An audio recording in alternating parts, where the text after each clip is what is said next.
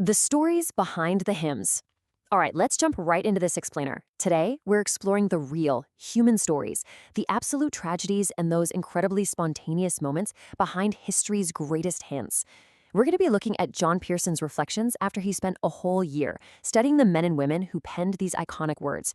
So get ready because the history behind these classic songs, it's honestly way more dramatic than you might think.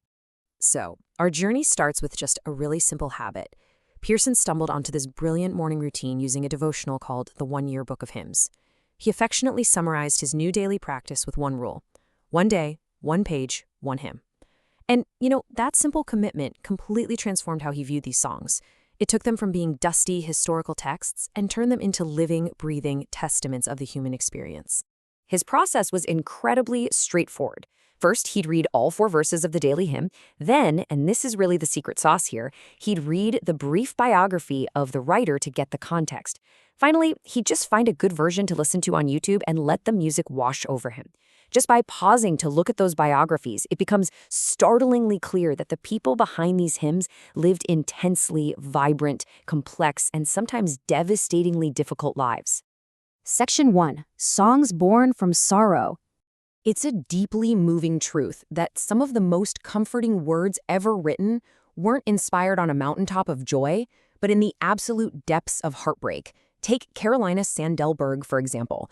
Just imagine being 26 years old and literally witnessing your own father, who is a parish pastor, tragically drown at sea. It's almost too much to even comprehend, right? Yet, this catastrophic, life-altering event was the direct catalyst for Berg's enduring and incredibly comforting hymn Day by Day.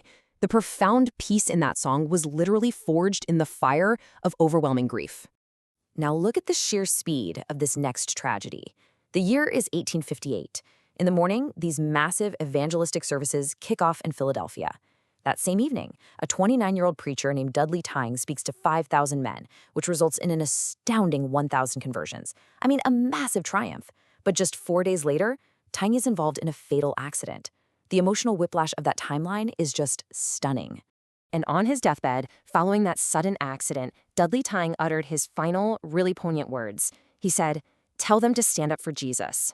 Those exact words resonated so deeply with his friend, George Duffield Jr., that they directly inspired him to write the legendary and powerful hymn we know today as Stand Up for Jesus.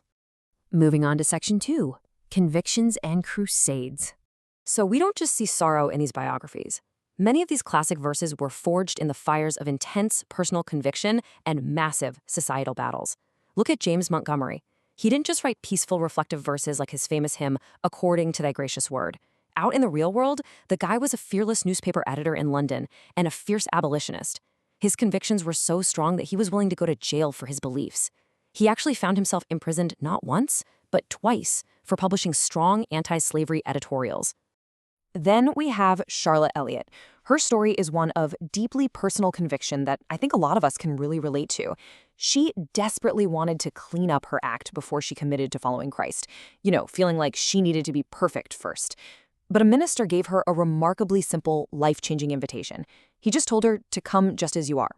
The massive relief of that profound grace inspired her iconic hymn, Just As I Am, which famously went on to be sung at hundreds of Billy Graham crusades all around the world. And this history is full of complex and honestly kind of ironically funny relationships. Augustus Toplady, who wrote the beloved Rock of Ages, actually strongly disagreed with the Wesleys' Arminian theology. They waged a bitter running battle through tracts and sermons. Toplady tragically died of tuberculosis and overwork at just 38 years old. But here is the kicker. Just 2 years before he died, he published a hymnal where his own Rock of Ages and Charles Wesley's Jesus Lover of My Soul ended up sitting right side by side on the exact same page. And speaking of conviction, we absolutely cannot forget John Newton, the former slave trader who authored Amazing Grace. When he was 82 years old, people around him suggested he should probably retire, because of his poor health and fading memory. Well, Newton delivered this absolute powerhouse of a rebuttal. He said, "My memory is nearly gone, but I remember 2 things, that I am a great sinner and that Christ is a great Savior." That is just incredible. Section 3. Scribbled on the Fly. Okay, so we've seen sorrow and deep conviction, but there is also an incredible history of writers who didn't wait for perfect conditions to strike. They just captured spontaneous inspiration with whatever they happened to have on hand. When it comes to sheer volume, Charles Wesley is in a league of his own. Are you ready for this number? 6,000. He composed between 5,000 and 6,000 hymns in his lifetime. That requires an unbelievable level of consistency. To hit that number, Wesley was writing an average of 2 hymns a week, every single week, for 50 years. But even more astoundingly, there's Fanny Crosby. Crosby went blind as an infant, yet at age 30, she responded to a call after hearing a hymn by Isaac Watts. Despite her lack of physical sight, her spiritual vision was just unmatched. She went on to write an absolutely staggering 8,000 vivid, enduring hymns, 8,000, including all-time classics like Blessed Assurance.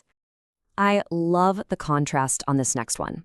On one hand, you have William R. Newell. He's rushing to teach a class at the Moody Bible Institute, hastily scribbling the words to "at Calvary" on the back of a random envelope.